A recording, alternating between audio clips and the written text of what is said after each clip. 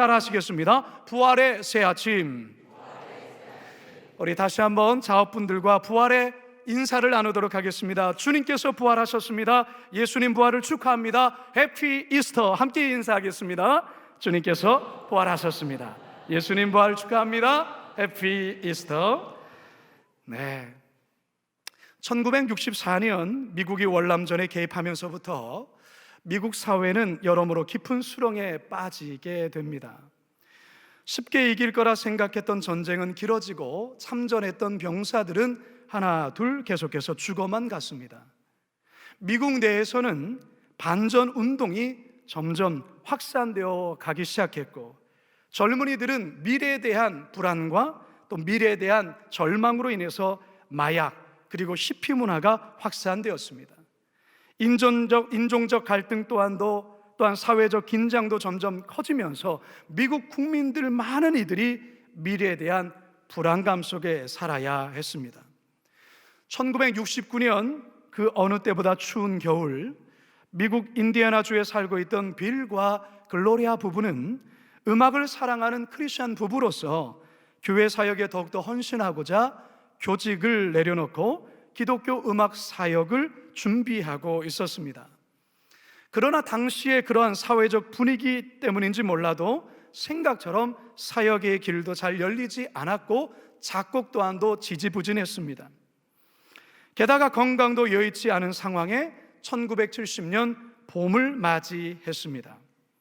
어느 날 이들 부부는 아버지를 모시고 사무실에 도착하여 주차를 하고 있었는데, 우연히 주차장 한쪽 구석 깨진 아스팔트 사이로 작은 들꽃이 피어난 것을 보고 순간 글로리아는 자신도 모르게 봄이 드디어 왔어요 라고 소리를 쳤습니다. 그리고 며칠 후에 이 가정에 귀한 아들이 태어납니다. 미래가 여전히 불투명한 상황 속에 아이를 앞으로 어떻게 키워야 할지 걱정하며 기도하던 중에 글로리아의 마음속에는 얼마 전 아스팔트 그 깨진 사이로 올라온 그 들꽃이 생각이 나면서 동시에 생명보다 귀한 자녀를 주신 것에 대한 감사가 밀물처럼 몰려왔습니다. 조금 전까지만 해도 근심과 걱정이 가득했던 그 마음이 기쁨과 감격으로 가득 차면서 순간 영감이 떠올라 펜을 들어 악보를 그리기 시작합니다. 이렇게 해서 탄생한 곡이 우리가 방금 전에 우리 앙상블이 연주했던 그 불렀던 곡, 또 우리가 자주 부르는 살아계신 주라는 곡입니다. 원 제목은 Because He Lives라고, 그가 살아계시기 때문에 라는 제목입니다. 여러분, 우리 찬양 같이 한번 힘있게 우리 한번 불러보도록 하겠습니다. 주 하나님 독생자 예수 날 위하여 오시었네. 내 모든 죄 다 사시고 죽음에서 부활하신 나의 구세주, 살아계신 주, 나의 참된 소망, 걱정 근심 전혀 없네. 사랑의 주내 할 길인 너니 내 모든 삶의 기쁨 늘 충만하네. 아멘. 우리 하나님께 영광의 박수로 찬양합시다. 주 안에서 거듭난 생명, 도우시는 주의 사랑, 참 기쁨과 확신 가지고 예수님의 도우심을 믿으며 살리. 그 언젠가 주 뵐 때까지 주를 위해 싸우리라. 승리의 길 멀고 험해도 주님께서 나의 앞길 지켜주시리. 살아계신 주 나의 참된 소망, 걱정 근심 전혀 없네. 사랑의 주 내 갈 길 인도하니 내 모든 삶의 기쁨 늘 충만하네. 사랑하는 성도 여러분, 오늘은 우리 주님이 사망 권세를 이기시고 부활하신 부활절입니다. 지금 우리의 현실과 상황도 어쩌면 그 옛날의 빌과 글로리아의 부부가 겪었던 그때와 별반 다르지 않습니다. 코로나의 상황 속에 미래는 불확실합니다.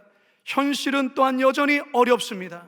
하지만 예수님께서 십자가의 고난을 이기시고 부활의 아침, 부활의 영광을 맞이하였던 것처럼 우리의 삶에도 부활의 새 아침이 오게 될 줄로 믿습니다. 바라기는 오늘 말씀을 통해 우리 각자의 마음속에 부활의 새 아침이 밝아오게 되기를 주님의 이름으로 축원합니다. 따라 하시겠습니다. 고난의 긴 밤을 지나야 합니다. 사람이 살아가면서 겪게 되는 고난이 많고 다양하지만 그 중에서 가장 견디기 힘든 고난은 사랑하는 이의 예기치 않은 죽음일 것입니다. 그 죽음 앞에서 많은 이들이 오열하고 통곡할 수밖에 없습니다. 오늘 본문에서 막달라 마리아가 이 고통 속에 한없이 눈물을 흘리고 있습니다. 아무런 죄도 없으신 예수님이 너무나도 억울하게 그리고 너무나도 처참하게 십자가에 못 박혀 죽으신 겁니다. 여기에 더해서 예수님의 시신마저 없어졌다는 사실에 막달라 마리아는 망연자실할 수밖에 없었습니다. 11절 함께 읽습니다. 시작. 마리아는 무덤 밖에 서서 울고 있더니 울면서 구부려 무덤 안을 들여다보니 마리아는 한없이 울면서 예수님의 시신이 뉘어졌던 그 무덤 안을 들여다보았습니다. 그런데 그곳에 놀랍게도 천사가 나타나 앉아 있었던 것입니다. 물론 막달라 마리아는 그가 천사인 줄을 모르고 이렇게 이야기를 하죠. 13절 같이 한번 읽겠습니다. 시작. 천사들이 이르되 여자여 어찌하여 우느냐 이르되 사람들이 내 주님을 옮겨다가 어디 두었는지 내가 알지 못함이니이다.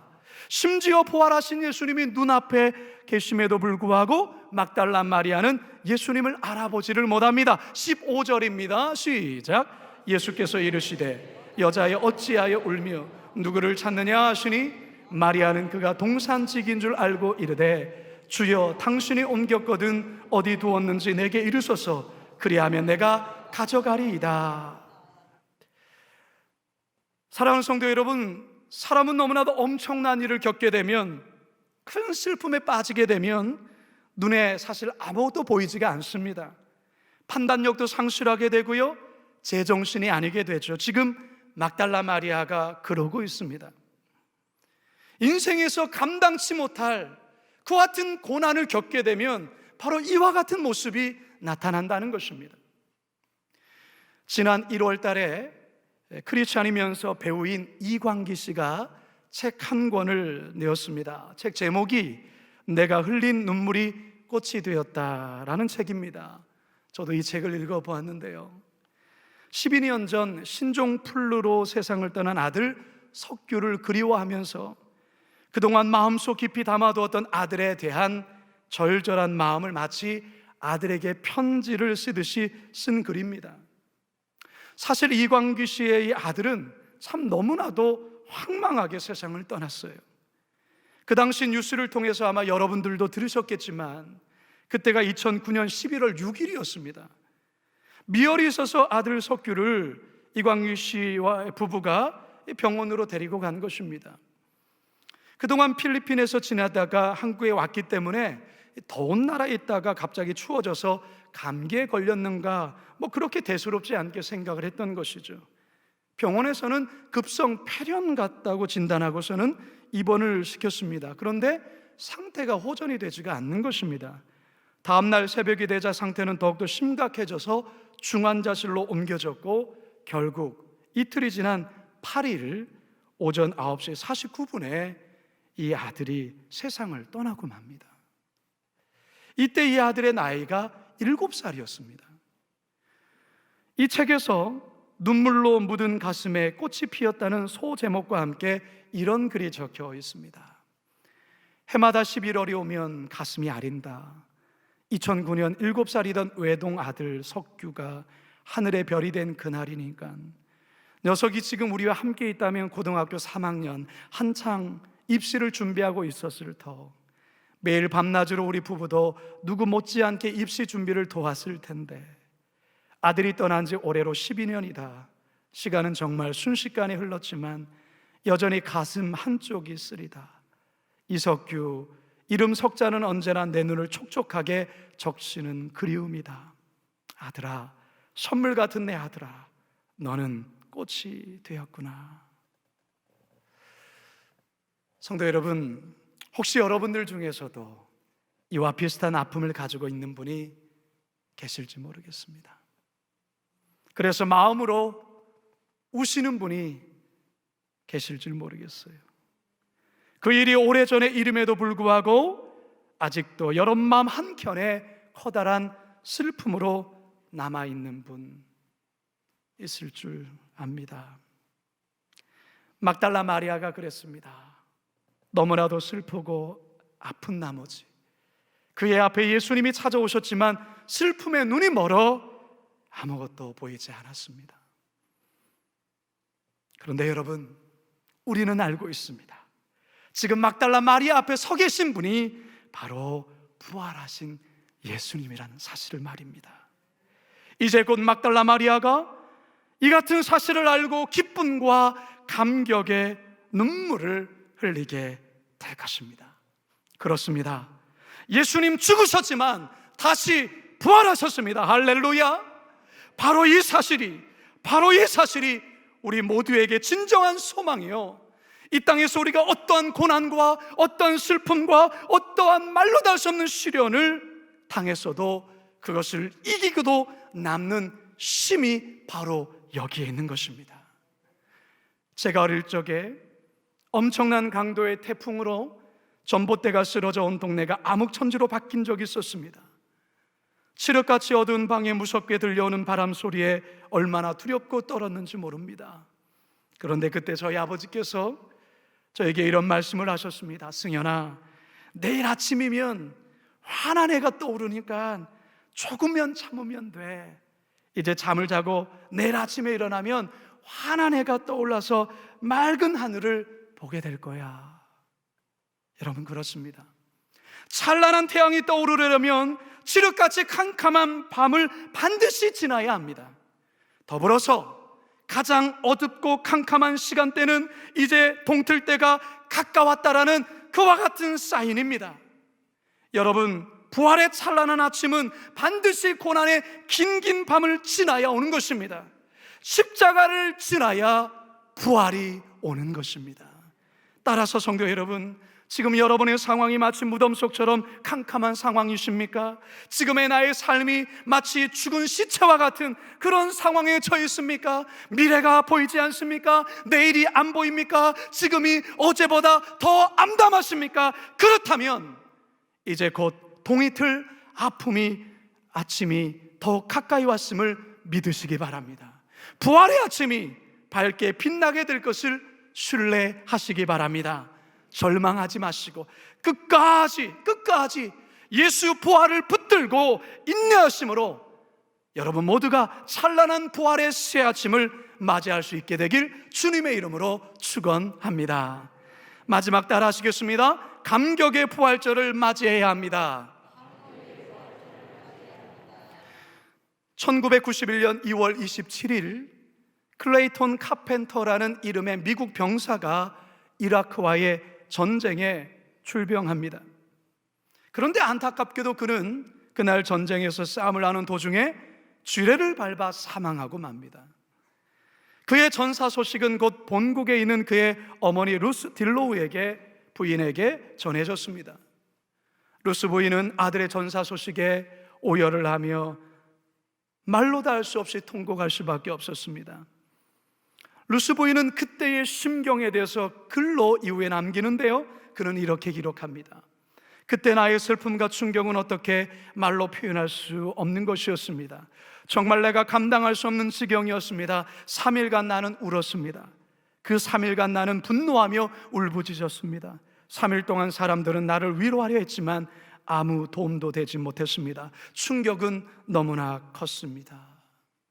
그런데 여러분, 놀라운 일이 3일이 지난 날에 벌어집니다. 갑자기 전화벨이 울리더니 수화기에서 아들의 떨리는 목소리가 들려온 겁니다. 어머니, 저예요. 저 아직 살아있어요. 그렇게 하는 거예요. 순간 믿을 수가 없었어요. 그러나 분명 아들의 목소리였습니다. 이유를 확인해 보니 먼저 온 전보는 실수로 잘못 보낸 전보였던 거예요. 루스 부인은 그의 글에서 다음과 같이 말합니다. 나는 웃었습니다. 그러다가 울었습니다. 세상이 붕 떠 있는 것 같았습니다. 분명히 죽은 줄 알았던 아들이 살아 있었습니다.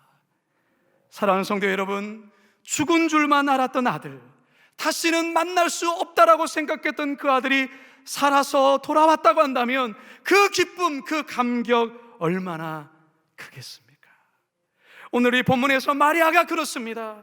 죽은 줄만 알았던 예수님, 다시는 볼 수 없다고 생각했던 그 예수님이 지금 자신 앞에 서 있는 것입니다. 16절과 17절 함께 읽습니다. 시작. 예수께서 마리아야 하건 마리아가 돌이켜 히브리어 말로 라보니 하니 이는 선생님이라 말이라. 예수께서 이르시되 나를 붙들지 말라. 내가 아직 아버지께로 올라가지 아니하였노라. 물론 마리아는 방금 전까지만 해도 자신 앞에 서 계신 분이 예수님이라는 것을 전혀 알아보지는 못했어요. 그저 무덤을 지키는 동산지기로 생각을 했던 것입니다. 왜 그렇게 생각했을까요? 마리아조차도 죽은 자가 다시 살아난다는 것은 도무지 생각하지 못했기 때문에 그렇습니다. 성도 여러분, 오늘날 대부분의 사람들은 이렇게 생각하죠. 어떻게 죽은 자가 살 수 있느냐고, 어떻게 죽은 예수가 살 수 있느냐라고 그렇게 생각할 것입니다. 그러나 예수를 믿는 우리들은 부활이 있음을 믿으시기 바랍니다. 혹시나 여러분은 아직도 이 부활신앙이 온전히 확신 가운데 있지 못하다고 한다면 오늘 이 예배를 통하여서 여러분 마음속에 다시 한번 그 부활의 신앙이 확고히 새겨질 수 있기를 주님의 이름으로 축원합니다. 우리의 신앙이, 우리 기독교가 부활이 빠뜨려진다 한다면 우리들의 열심, 우리들의 종교적인 행위는 아무 의미가 없는 것입니다. 고린도전서 15장 17절 함께 읽습니다. 시작. 그리스도께서 다시 살아나신 일이 없으면 너희의 믿음도 헛되고 너희가 여전히 죄 가운데 있을 것이요. 일찍이 예수님께서 제자들뿐만 아니라 많은 이들을 향하여서 이렇게 미리 선언하셨습니다. 요한복음 11장 25절입니다. 시작. 예수께서 이르시되 나는 부활이요 생명이니 나를 믿는 자는 죽어도 살겠고. 할렐루야. 여러분 믿으십니까? 믿으십니까? 믿으십니까? 그렇습니다. 예수님께서 말씀하십니다. 나는 부활이요 생명이니 나를 믿는 자는 죽어도 살겠고. 예수님의 부활 사건은 명백한 사실이요 분명한 사건입니다. 주님의 이 부활 사건이 있기 때문에 우리들도 부활하게 되는 것입니다. 부활하여 영원한 하나님 나라에서 주님과 함께 거하는 것입니다. 신실한 믿음으로 살다가 세상을 떠난 많은 믿음의 가족들이 있습니다. 보고 싶은 성도들이 있습니다. 우리는 알고 있습니다. 우리 또한 이 세상의 삶이 끝나고 주님께서 우리의 영혼을 부르실 때에 우리는 저 천국에서 부활한 몸을 입고 먼저 간 믿음의 사람들을 우리는 천국에서 만날 것이라는 확신을 갖고 있는 줄로 믿습니다. 바로 이 같은 사실을 우리는 부활절에 또다시 깨닫고 그 깨달음 속에 감격 가운데 예배하는 날이 바로 부활절입니다. 따라서 성도 여러분, 우리 모두가 이 감격의 부활절을 맞이할 수 있기를 바랍니다. 그리고 이 감격적인 부활의 기쁨을 나 혼자만 누려서는 안 됩니다. 여전히 사망의 고통 속에 있는 자들에게 이 부활의 기쁜 소식을 어떤 모양과 어떤 형태로든 전해 주어야 합니다. 오늘 본문에 막달라 마리아가 그러고 있지 않습니까? 18절입니다. 시작. 막달라 마리아가 가서 제자들에게 내가 주를 보았다 하고 또 주께서 자기에게 이렇게 말씀하셨다 이르니라. 아멘. 오늘 우리 교회에서는 부활의 기쁨을 코로나로 인해 어려운 성도들과 이웃들과 함께 나누는 시간을 갖습니다.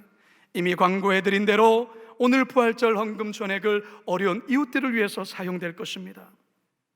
이것이야말로 부활의 기쁨을 나 자신만 누리는 것이 아니라 어려운 이웃들과 함께 나누며 함께 실천하는 그리스도인의 참 모습이라 믿습니다.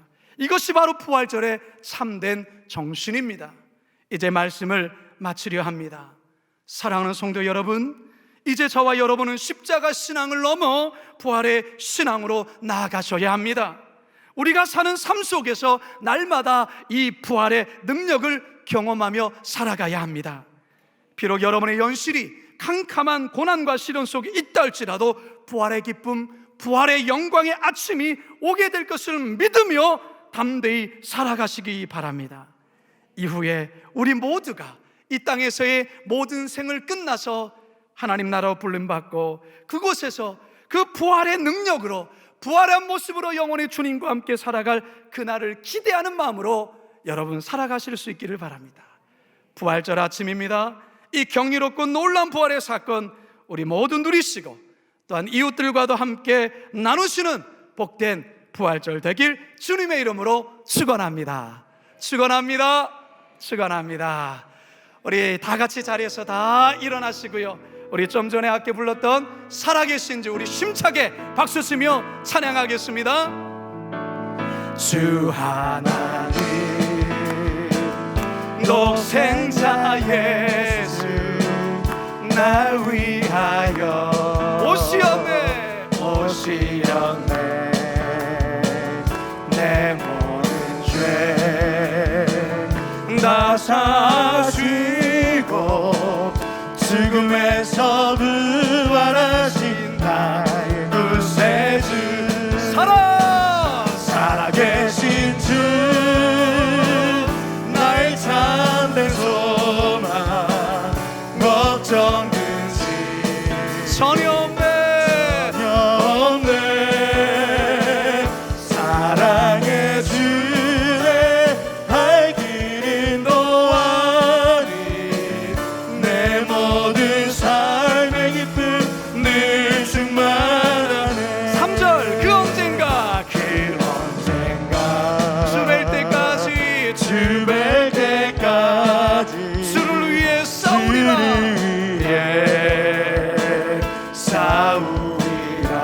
승리의 길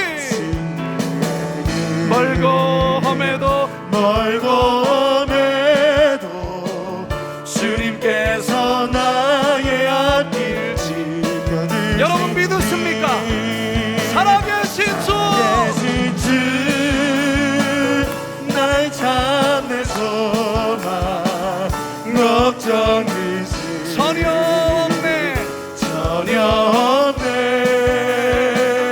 사랑의 주내 할 길인 너아니 내 모든 삶의 기쁨 늘 충만하네. 할렐루야. 우리 하나님께 영광의 박수, 감사의 박수. 아멘 아멘. 기도하겠습니다. 살아계신 하나님 찬양합니다. 죽음의 권세를 깨뜨리시고 부활하신 예수님의 그 부활이 나의 부활인 줄로 믿습니다. 이 부활의 신앙, 확고한 신앙 갖고 어떠한 고난과 어려움도 이겨나가는 우리 모든 성도들 다 되게 하여 주시옵소서.